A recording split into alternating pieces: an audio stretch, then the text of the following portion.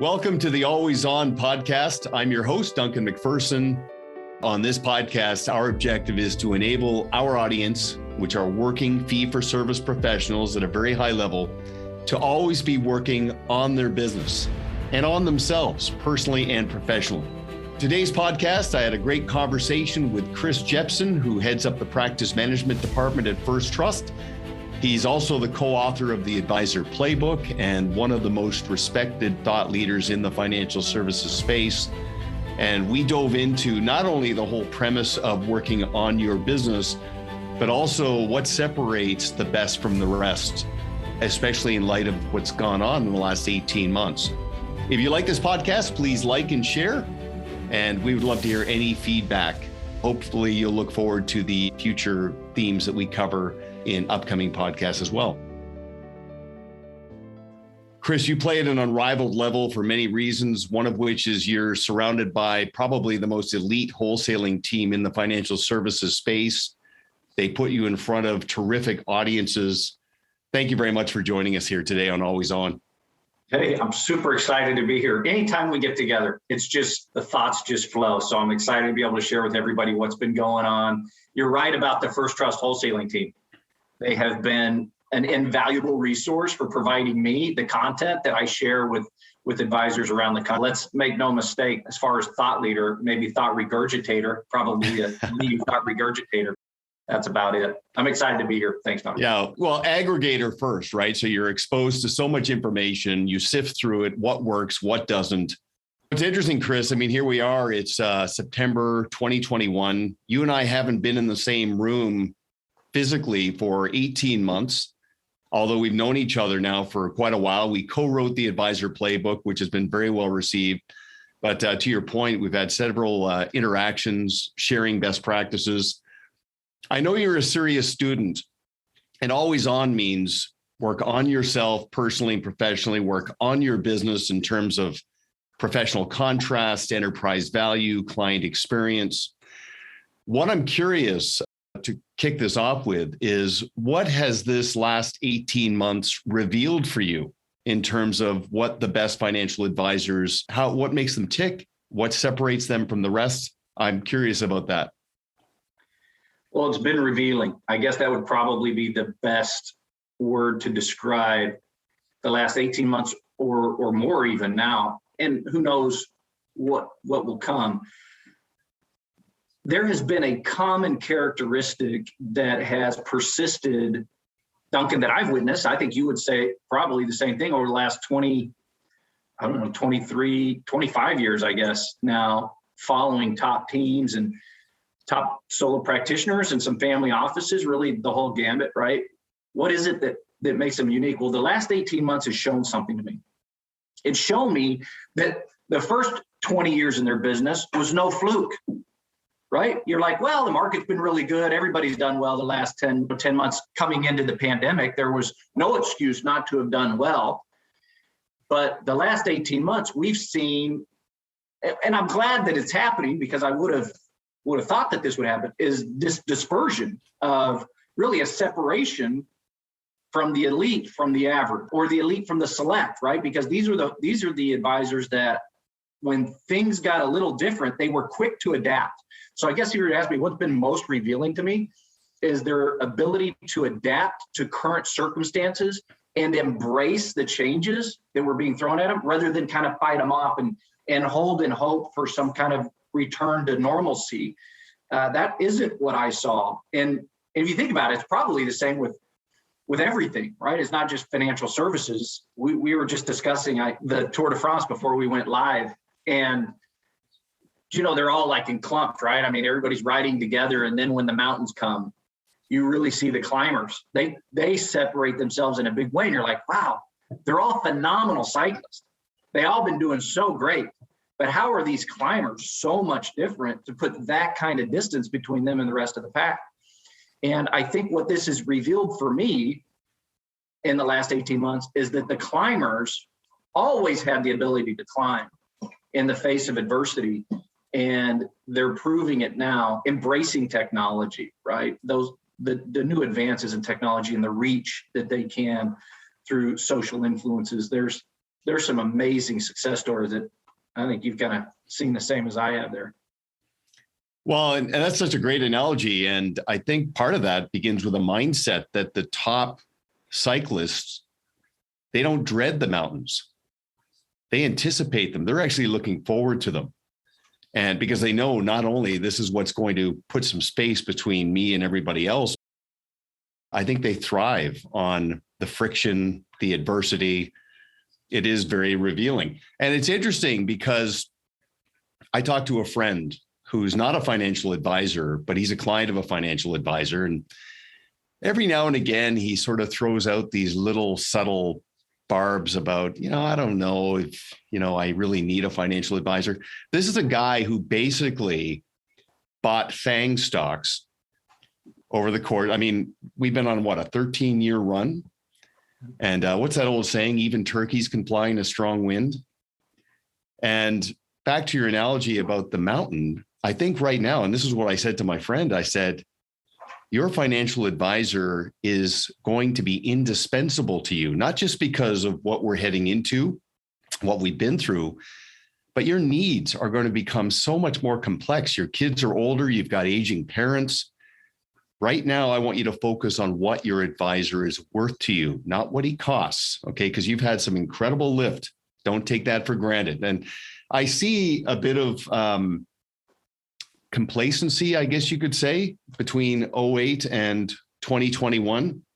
But the best advisors, I think, as they also had a little bit more mileage to mature, they view this as a calling. And I think sometimes they're taken aback at how much impact and relevance they can have on a family. And you shared with me a story about a financial professional who had a client going through a pretty serious personal episode. And it was profound. It first of all, it confirmed, right? Facts tell, stories sell. It was such an incredible story, but also just about the calling of the financial professional. If you don't mind, I'd love for you to share that story.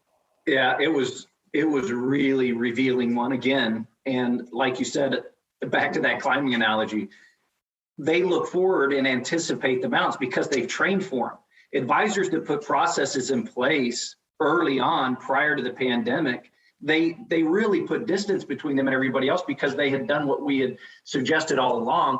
There's two types of pain that everyone experienced in the last 18 months. You either experience the pain of discipline or the pain of regret. Now we can look back and say, boy, it'd have been nice if I had my practice a little better positioned for uncertainty, but whether you did or not, it's not too late. The discipline to act, to put these things in place will really separate you. And those clients that need you will find you. And this story that you're talking about, this was just a couple of weeks ago. And it was an interesting one. We were just talking about referability, advocacy, and the like. And I said, why don't you share with me one of your success stories, leveraging the resources and the practices that we talk about in the advisor playbook. And he said, Chris, I got to tell one to you. He said, an accountant that we work with, who's not a client, by the way, and that's kind of another story, but very much respects the advisor's business, had a client, the CPA did, that he asked if she would visit with this investment advisor. And the financial advisor says, I'd be happy to visit with her. So the accountant sets up the meeting, calls this lady, and this is how the call started. She says, listen, I understand Mr. Brown, the CPA, suggested that we talk, but before we get started, this is what she says, before we get started, I don't really have a need for an investment advisor. That's kind of not where we're at right now, but the CPA suggested we talk, so we're having this call. And so now the financial advisor is like, hey, great, nice lead, Mr. CPA. If we could get the ones that kind of want me, would be nice.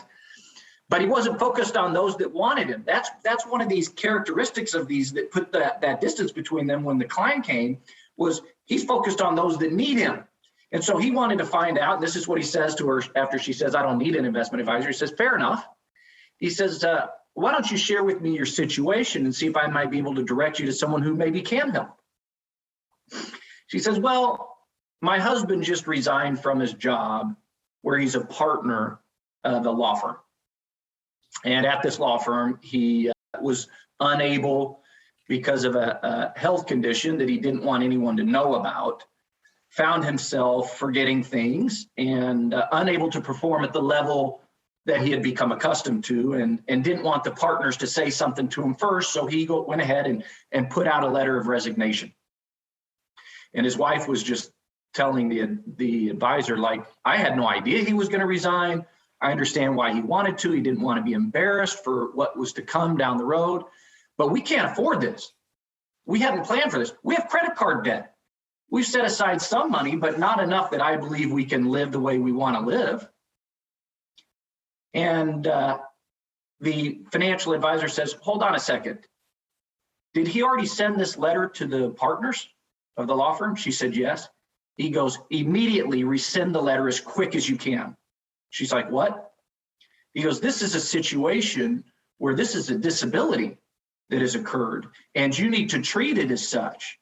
Now, because he already sent the letter, this financial advisor worked with that partnership to rescind the letter, refile it as a disability, worked with the insurance company, and get this, I don't need an investment advisor. It went from that to 5 months later, a check for $2 million for this lady and her husband. And the kicker, tax-free. So it's not about who wants you, it's who needs you. And the very best are identifying and able to find where they're needed, and then able to communicate in such a way that those people will embrace that professionalism. So I love, and for every financial advisor listening in, it gives me goosebumps wearing a long sleeve shirt, but you can't say, I love being able to tell those types of stories, because without you, the financial professional, folks like that go destitute. I mean, it really would have been a different scenario. There's nothing like being able to have that kind of an impact. So it's stories like that you hear as well that make me realize that the last 18 months has been more revealing than anything. Okay, that story had the exact same physiological impact on me just now as it did the first time. And I mean, what it confirms is, and I'm sure that advisor is thinking, wow, this is a fulfilling role I play. I don't have to do this. I get to do this. I know you're a big fan of Jim Rohn, and he always says, and I'll just paraphrase on the context of advice, there are examples and warnings that come from either taking or ignoring advice and valuing advice.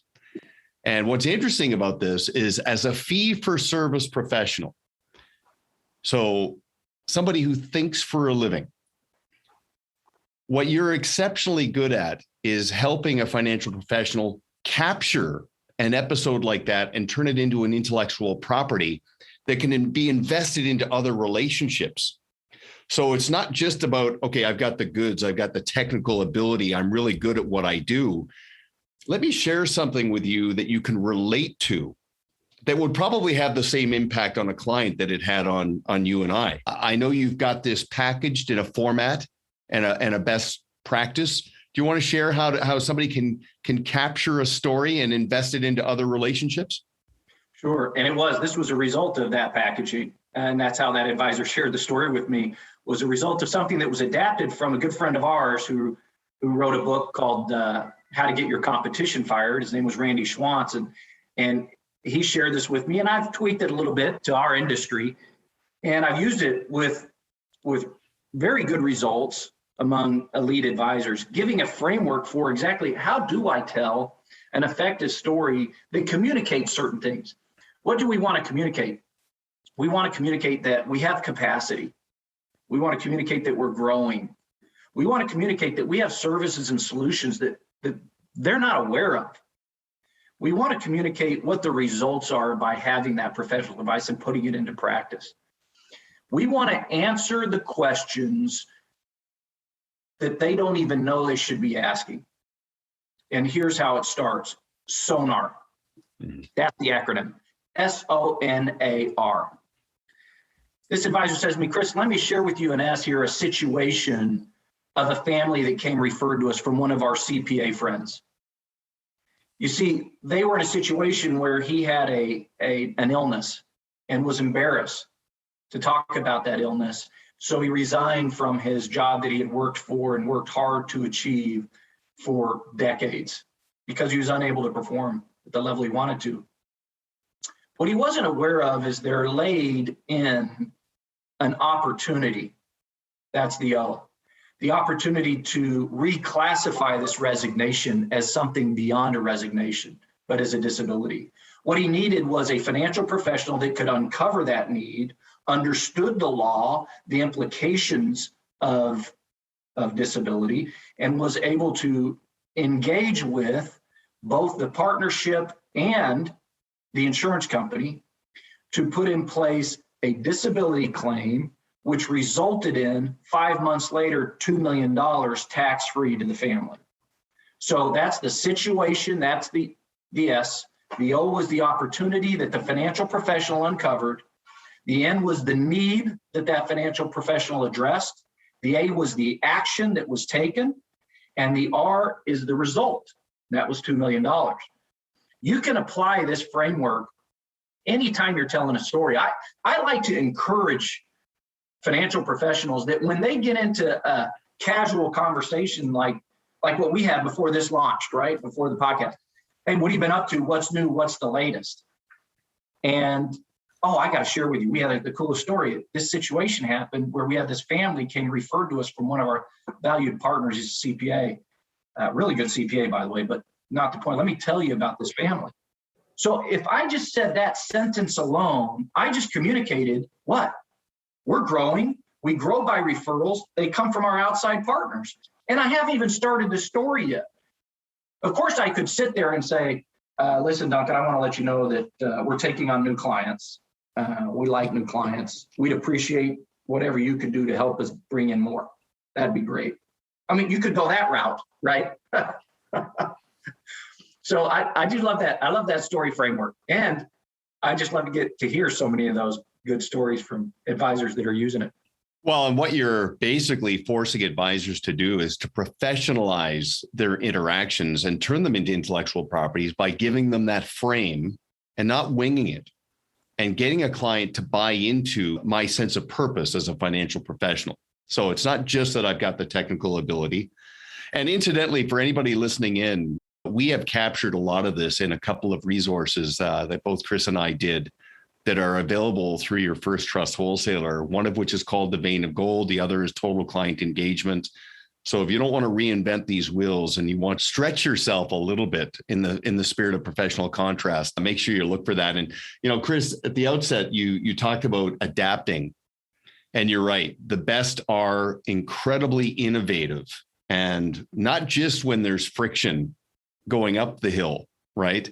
I mentioned to you, there's a great YouTube video of a cyclist named Michael Guerra. 4 years ago, he was toward the back of the peloton, the pack, cycling, and they crested a hill and started going down. Everybody's pedaling like maniacs, and Michael Guerra decides, you know what, I'm just going to lay down on my seat and go flat out like Superman. He passed everybody, including the pace scooter that was in front of the peloton. And actually, I just saw that the rider of the lead scooter, he laid out flat too to catch up to the cyclist.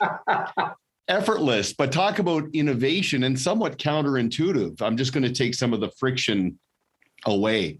Sonar, and you're right, Randy Schwantz, The Wedge and How to Get Your Competition Fired, incredibly powerful resources. So let's continue on the theme. So very revealing, but Chris, also for me, very validating, especially in the distinction between salesmanship and stewardship. I can only imagine how much friction there would be for somebody whose whole approach revolved around products, pricing, and performance, right? The hunter-gatherer out there trying to make a sale in the last 18 months with all the disruptions to the, what was normal. So that for me was incredibly validating. And again, back to your story, how risk management goes hand in glove with wealth management and making sure that the client understands the advisor's panoramic and all-encompassing process. Not that they are just managing wealth. I'm curious, has it validated anything for you? I was thinking as you were saying on the risk, looking back at those advisors that made those adaptations, that was a risk, right? I mean, it's a risk to abandon what it was that was taught in the 80s and 90s, which is ask for the order, right? Always be closing. All of the things that produce the salesman that now ranks as the least trusted profession in America, right? I mean, that's what works best for you, Tuesday or Thursday. I mean, you still hear that in the industry. So there's a risk to abandon that salesmanship mentality. There's a greater risk not to.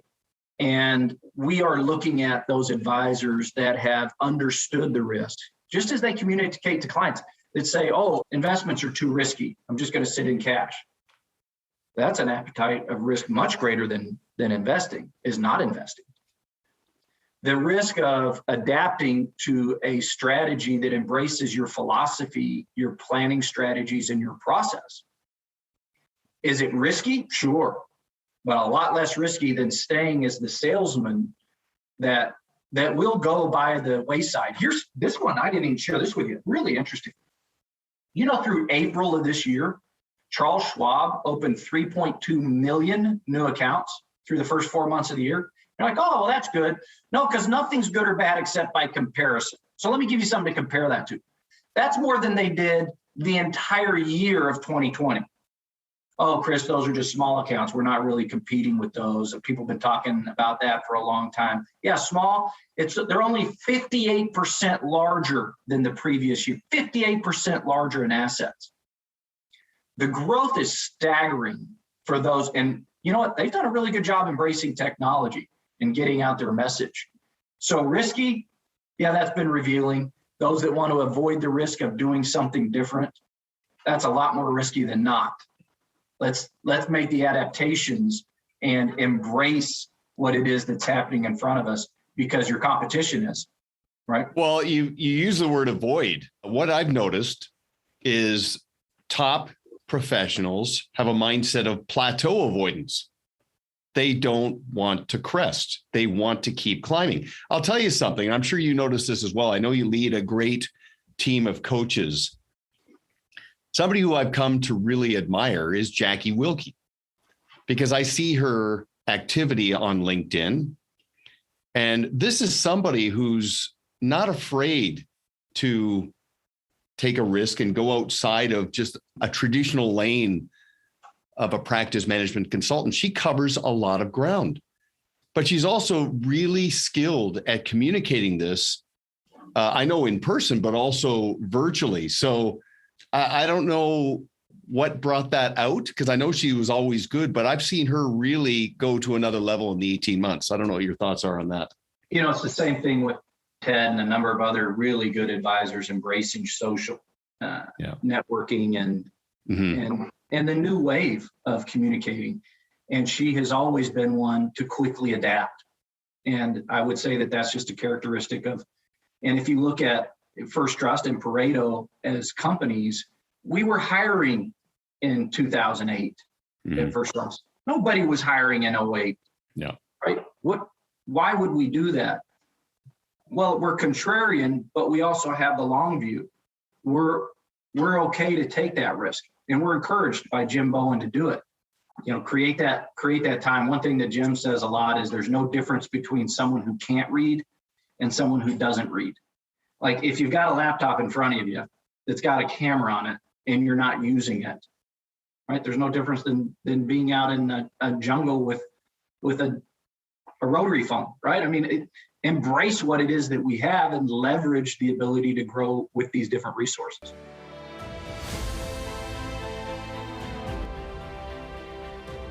Have you ever considered launching your own podcast?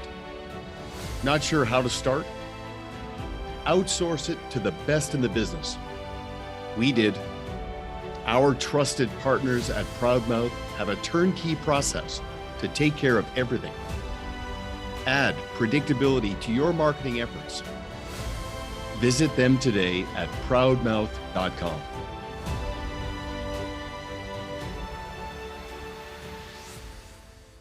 It's interesting. I've gone back to read a couple of books by futurists, Alvin Toffler and John Nesbitt. So Alvin Toffler's book, Future Shock, written in 1970. I just wanted to get a sense for if what he saw in the future actually came to pass. And he talked about. Did he talk about the Cubs winning? I don't know if he called that one. He did talk, to your point about Jim Bowen, the new illiterate. Not the ability to read or write, but the ability to learn, relearn, or unlearn. So to break some of those patterns. John Nesbitt in Megatrends, 1982, that one really shocked me in terms of the things that he saw coming down the road between then and now. So I encourage people to just sort of, again, in the spirit of investing the past into the future, those are quite fascinating reads. And there are summaries of those books that can get you right to the core of the message as well. I wanted to talk about a little bit about the future. One adjustment that I've seen top fee-for-service professionals make is further embracing the art and science of future pacing. Getting a client to look past short-term volatility, obstacles, noise, and really focus on the trajectory of where it's all going. Where's the relationship going? Where's the plan taking them? And getting them to buy into the fact that, look, we are so far out in front of your evolving needs. As your life changes, we'll make the adjustments. That's the beauty of having a process. And getting the client to buy into that client experience, getting them detached from that short-term performance issues, among other things. Have you seen adjustments, little tweaks like that? Yeah, I mean, I think that goes to the natural flow from what we saw over the last 18 months, right? They didn't just react to what was going on for the pandemic, but identified that this is kind of a new wave, a new thing. New wave. It's the communication's probably been the best, is the most apparent one that I would notice is, Kevin Bishop and Jackie Wilkie, you mentioned earlier, wrote a white paper identifying what it was that future financial professional would look like. And they used the analogy of stereo, and 2-channel stereo was fantastic. It's all we had forever, right? And 2-channel stereo was really, really good. And it wasn't until someone heard surround sound that they thought, well, I'm never going to listen to 2-channel stereo again. And 2-channel stereo is phone calls and emails. It's fine. I mean, it's worked, but it's not all of the other multi-channeled approaches to communicating with clients. And embracing that and incorporating that surround sound impact of communication is probably, as I look towards the next really 12 months, beyond that, it'll be hard to see. But looking forward to the next 12 months, it'll be those that embrace multi-channel communication, because it still remains to be the number one reason, right, that people are leaving. I don't know if I might have with you. I had a really interesting text come to my phone from a former Canadian who is now a very wealthy individual, 9+ figures, well into the 9 figures. And I know him casually, not like we've been to dinner before, but we don't regularly go out.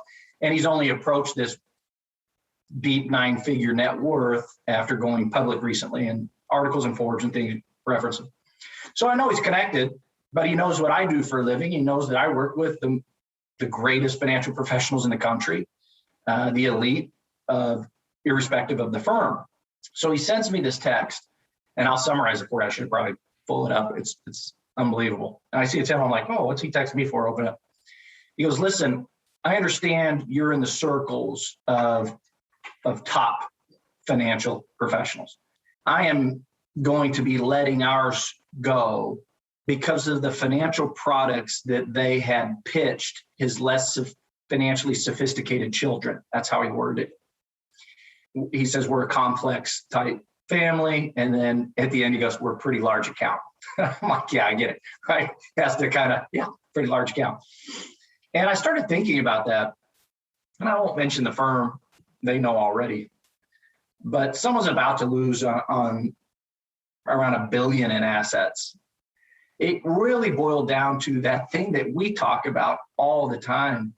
And that is that level of communication and what that advisor had done is communicated salesmanship, not stewardship. I mean, to use the word pitch, I mean, it's almost got like an undertone to it, doesn't it? It's like you could tell the disdain that he must have had to even put that into the text, pitch. And then to come back with less financially sophisticated. Yeah, my kids, they're in their 20s, but they don't know what they don't know. And for you to approach like that, at least they hadn't communicated with the big guy what it was that they wanted to do. Now it's gone. It's not salvageable. That relationship has ended. And I believe that's just a microcosm of a mega relationship that is happening all over the place. And I think Charles Schwab has positioned themselves in a really good way to attract some of those. They couldn't handle this relationship. I had to refer them to somebody else. These are the kind of things that are still happening, and they're happening a lot. Well, just yesterday in a consultation, I had to stop, pretty much shake an advisor over the phone because he, on several occasions, used the words pitch book. And I said, it's not a pitch book. It's a playbook. Your value is bought, not sold. You're not trying to convince anybody to do anything. I just want you to professionalize everything you do, standardize it. So it's not the Chris show. It's not the Bill show, right? You've actually got a business, not a book of business. You've actually got an enterprise, to your point. And this is a team well over $1 billion AUM themselves. But interesting about communication, one adjustment that I've seen top teams make is not only scheduled proactive communication with their clients, but also with their teams. You know, especially with the disruption, everybody was tethered together virtually. Many of our top teams, we said, look, 5-minute virtual huddle every day, scheduled same time every day with your entire team. 5 minutes, wins, misses, just 5 minutes, and then move on every day, same time. Once a week, 1 hour. World stops. Couple hours once a month, half day every quarter, full day once a year. And every single session has the same level of importance as a client meeting, which brings up a really important point. And this has been a recurring theme for me in our consultations. I'm asking advisors, what do you really manage? Now, it's a bit of a trick question, but I'll just stop and say, what do you really manage? And what do you think the knee-jerk reaction is when I say, what do you manage? $1 billion. Right. I manage money. And I said, let's break that down. Yes, you manage money, but you also manage a business and you manage people. Now, the way you manage money, I will never trivialize it. It's really important. It's your core competency. Your technical ability is really key, but it's a bit of a minimum requirement. It's commoditized, it's not proprietary. The way you do it is not exclusive to you.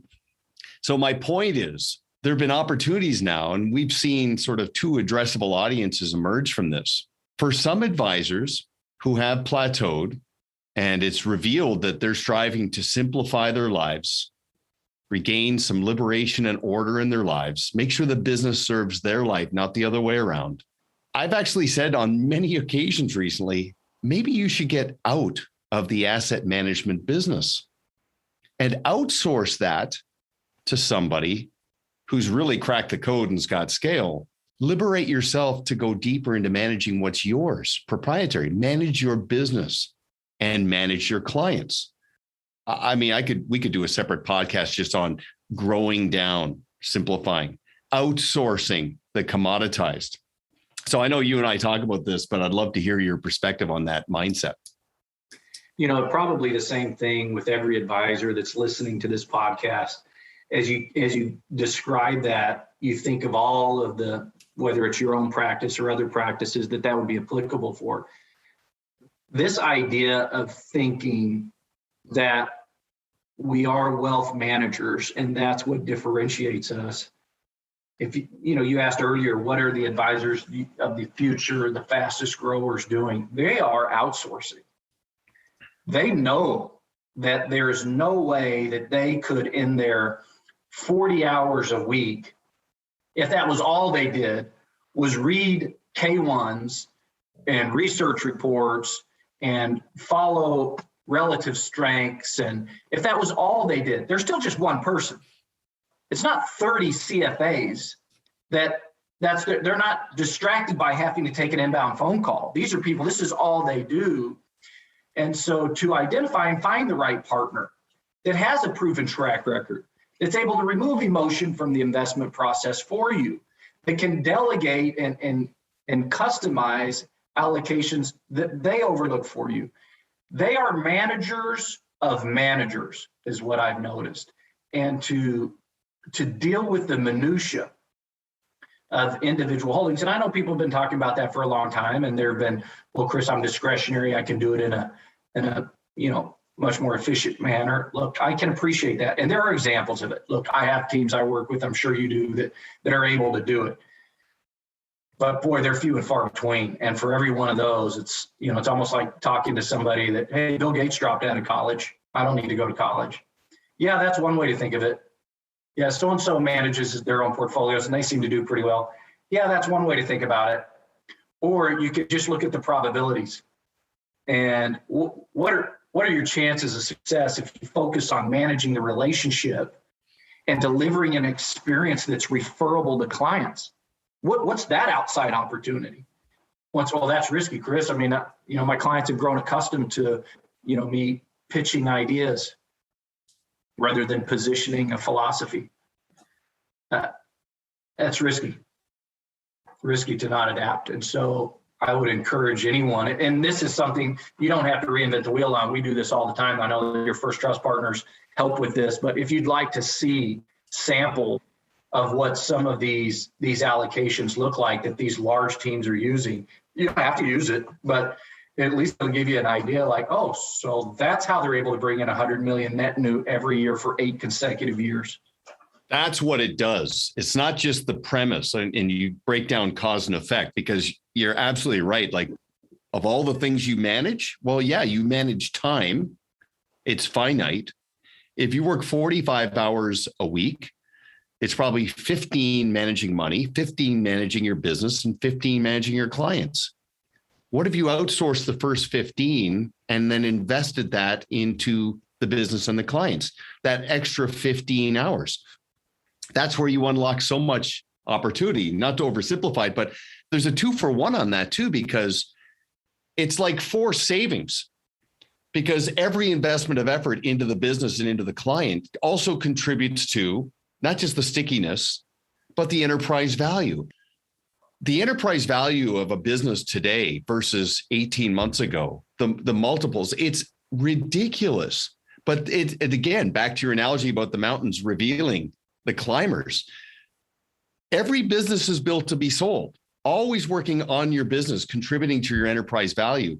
Your enterprise value is not enhanced solely because of your technical ability. It's because of your approach to practice management and relationship management. But that brings us to the other side of the coin. So you've got this one group who's saying, okay, I just want to simplify my life. This last couple of years has been a little rough. I've got about 5 years left. I want it to really be rewarding and fulfilling. I want to be in a zone of contentment and Zen. That's a really meaningful group of people. On the other side, you've got these groups that are like, this is where we win. They're so ambitious and they're like, let's go deeper. Let's get more. And what's interesting, and we covered this quite a bit in the Vein of Gold series, the advisors that are reimagining their business saying, okay, intellectual property. Like, I know an advisor in Colorado who is standardizing his entire approach, his way, and he's going to monetize that by saying, hey, other advisors, why reinvent the wheel? Just do it my way. It's turnkey, it's panoramic, just add water. He's creating another income stream for his business. You have other advisors that are saying, hey, look, get out of this mindset of households and holdings, adopt my model, and I will show you how to go deeper into your business and deeper into your client relationships to attract $50 or $100 million a year consistently. Another income stream. And then you see the advisors who are going all the way across the spectrum. Now they're completely franchise ready. Their organic business is a proof of concept.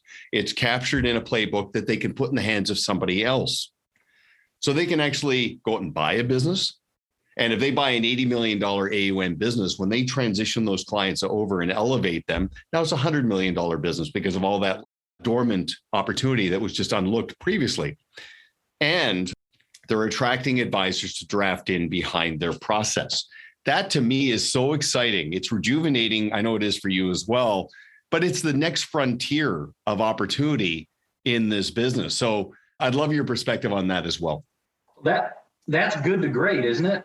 I mean, that's really what it is. And it's funny how all these principles across all of our favorite reads just continue to present themselves in real life and in real practice.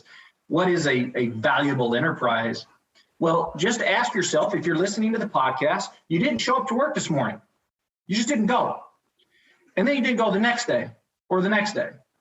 Maybe you missed an entire week and you didn't give anybody a heads up. Whatever, you missed a week. How do you think that looks when you come back? Now, if your answer isn't, well, seamless.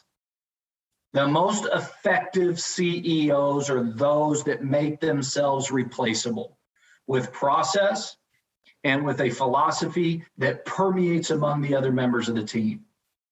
And you know, the beauty, the side effect of that too is no client wants to be at the mercy of a maverick talent either. Well said. No client wants to feel, hey, you're getting up there in age. Things happen. That's such a good point. I mean, yes, I know we're like broken records where we say to the lead advisor, do you need to be present for your practice to be productive? Yes or no? And very revealing.